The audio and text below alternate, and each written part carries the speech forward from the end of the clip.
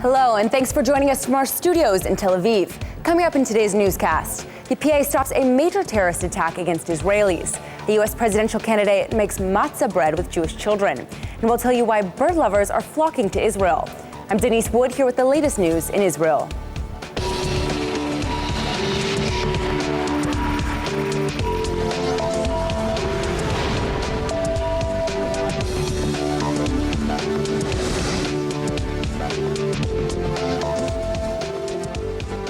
The Palestinian Authority has stopped a major terrorist attack against Israel. And now the two parties are in talks to make some major changes to security in the West Bank.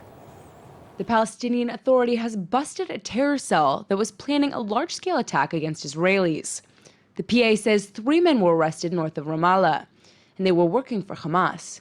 The Palestinian police arrested the terror cell and confiscated a machine gun and grenades from their hideout. The families of the 3 men say they've been missing since March 30th. The cell members were identified as Bassel al-Araj from the Jerusalem area, Mohammed Harb from Jenin, and Haitham Sayed from Hebron.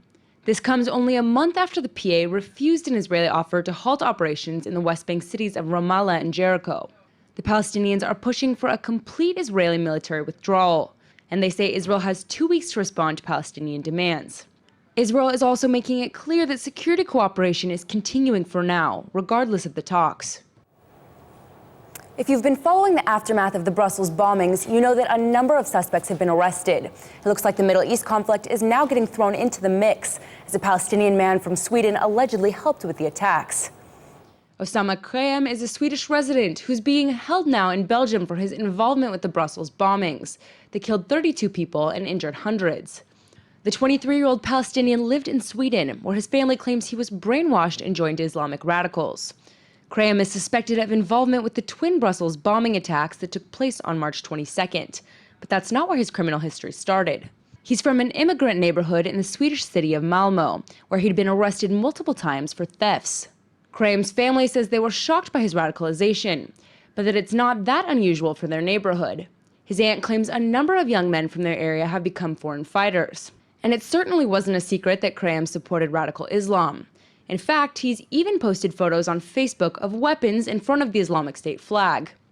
Krayem's arrest comes as European countries are frantically working to improve their security and put an end to terrorist activities.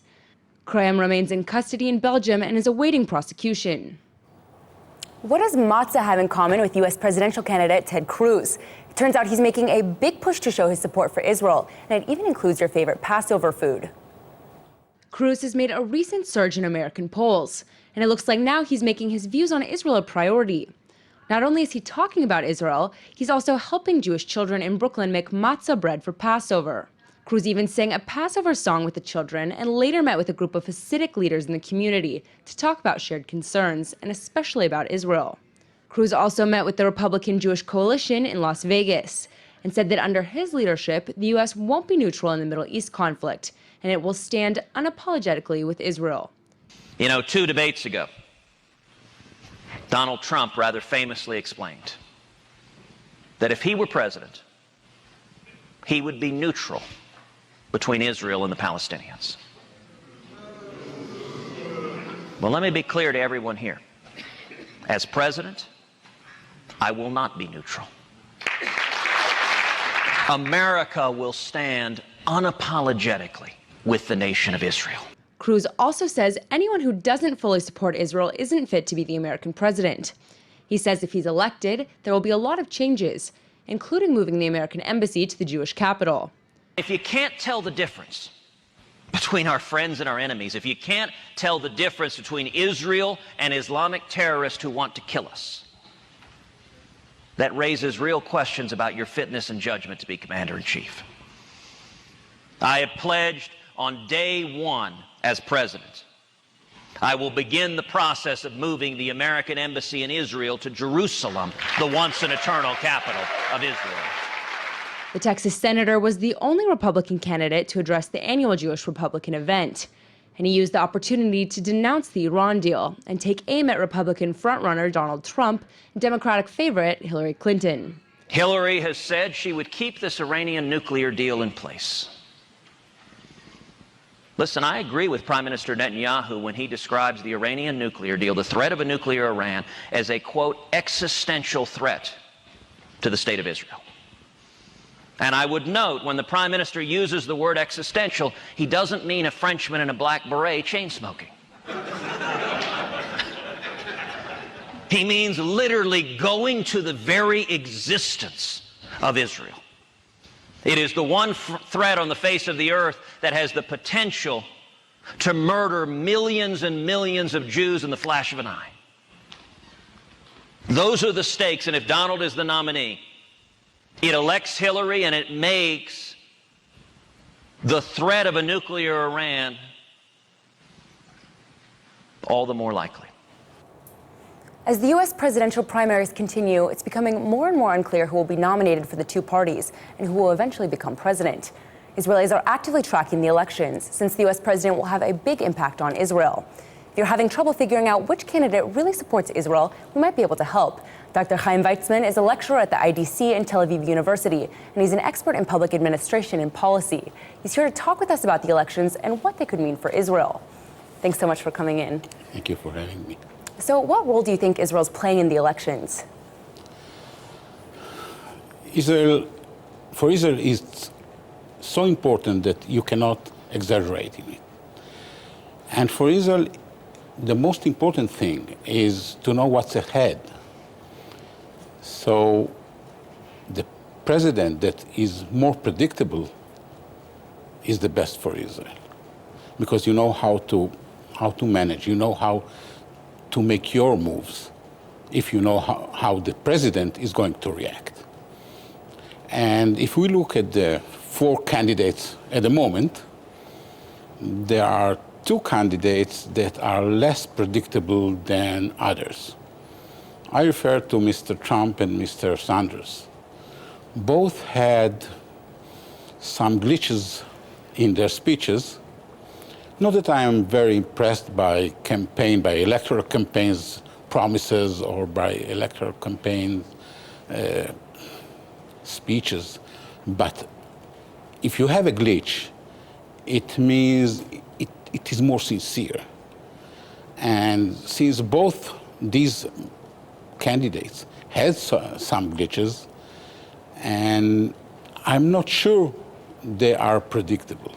So if you want a Republican president, maybe the more predictable is Mr. Cruz. If you are inclining more to the Democrats, the more predictable is Hillary Clinton.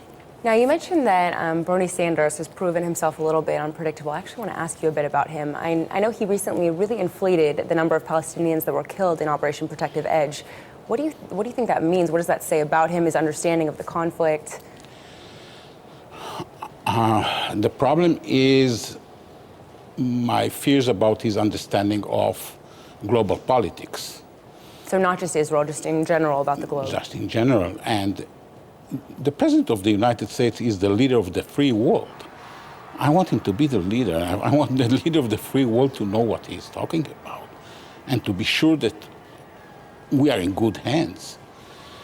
I'm not sure about Mr. Sanders, and made me a little bit worried about it. Then we have to remember that things that are said before the elections are not things that are done after the elections. We all remember the promises to move the American embassy to Jerusalem, for example. And we all remember, let's take the last two presidents. Okay, Mr. Obama was considered not a very good friend of Israel. On the other hand, this is the president who gave Israel more than, in security terms, more than any other president before him. And then let's look at Mr. Bush, Mr. George W. Bush, who was a very friendly to Israel, a great friend of Israel. But then we have Hamas in power because he insisted on having elections in the Palestinian Authority. So, who knows? Hard to say. Very hard to say. So of the four candidates that are currently in the race, who do you think, you already said someone who's stable is the best for Israel, but who do you think would be the best for Israel of those four, just based on what they've said up until now? If you inclined to support Republicans, I believe Mr. Cruz is more stable. If you're inclined to support Democrats, I think Hillary Clinton is much more experienced, much more time in the business. Sure. Not sure that she is much more time, but she looks like she is much more time in the business. This is Mr. Sanders' claim to fame and her problem in the campaign right now. But I think she's more stable and more reliable for Israel.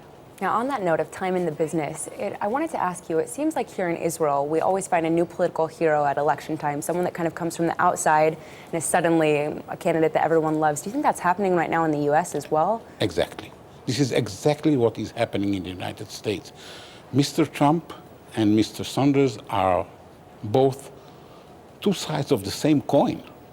I mean, both are supported by people who are sick and tired of the existing system, of the political of Washington, as they used to say, and they get the support. Don't forget, all presidents since Jimmy Carter made their career on bashing Washington. Now, Hillary Clinton cannot bash Washington. She is Washington. And she is perceived as she is Washington. So for the young people who are not happy with the system, who are rebels because of being young and so on and so forth, they tend to support Mr. Sanders. And people on the right wing, low-income white people who think that somebody is stealing their America, they support Donald Trump because he is an outsider. The problem is in the American system because the winner takes all. So if you support somebody who doesn't win, you remain without representation. In Israel, we also have this kind of new hero every elections. But since it's a proportional representation, Sure, not winner take all. not the winner takes all, it's not first past the post, but proportional. So Mr. Kahlon, with 8%, got 10 seats in the Knesset, and he is the key for the coalition. And so they have a representation. Then they are disappointed with the new hero, and they are looking for a new hero. But since 1965, I think, we always have a new party, a new hero. And sometimes it's a very old hero. Like in 1965, it was Mr. Ben-Gurion with his Rafi party, similar to Mr. Sanders, okay? And he got the support of, again, more than 8% of the population, and he had his party, Rafi, had 10 seats in the Knesset. So it's similar, but the system, the characteristic of the system makes it different. Definitely. Well, thank you. You've given us so much to think about, and thank you so much for coming in. Thank you. Israel's known for a lot of things, like its high-tech, amazing food, and historic treasures.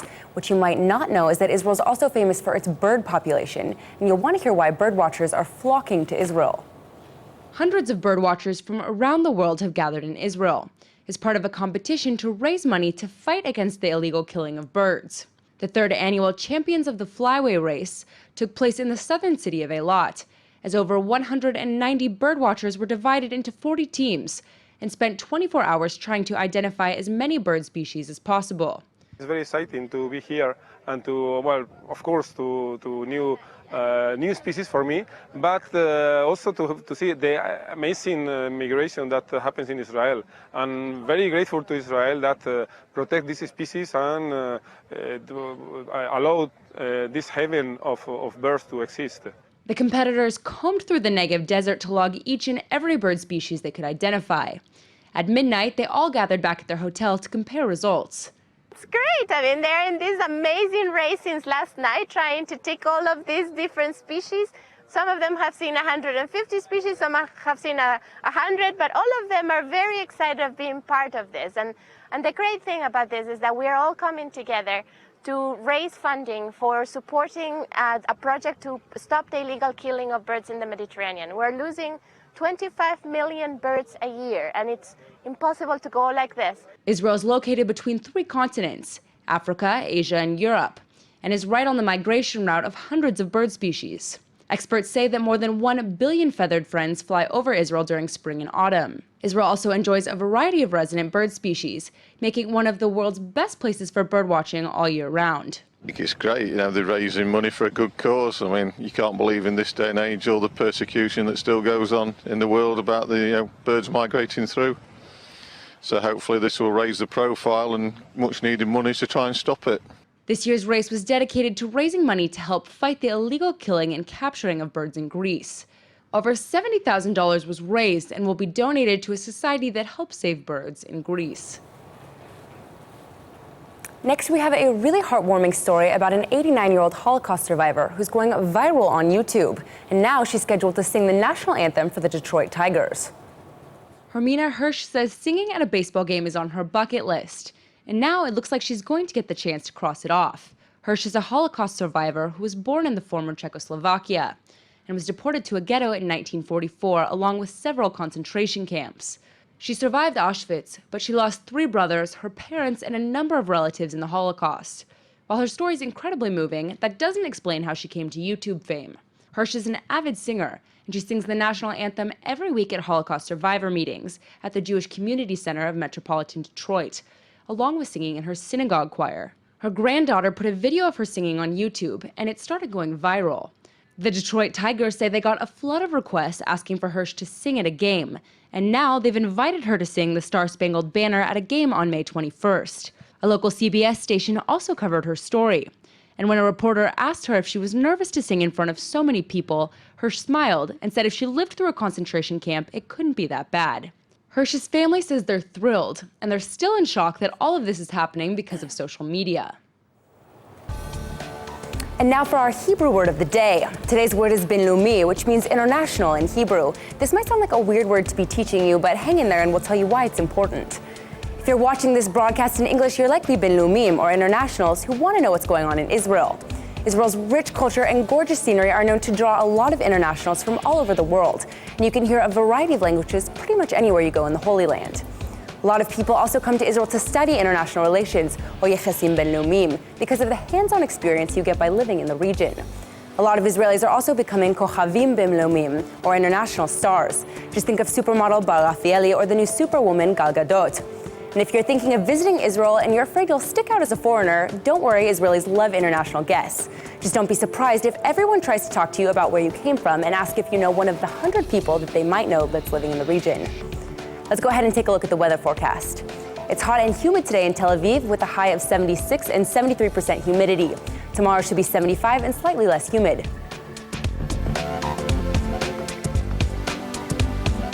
All right, everybody, that's it for today's news. Today's exchange rate is 3.78 shekels to the American dollar.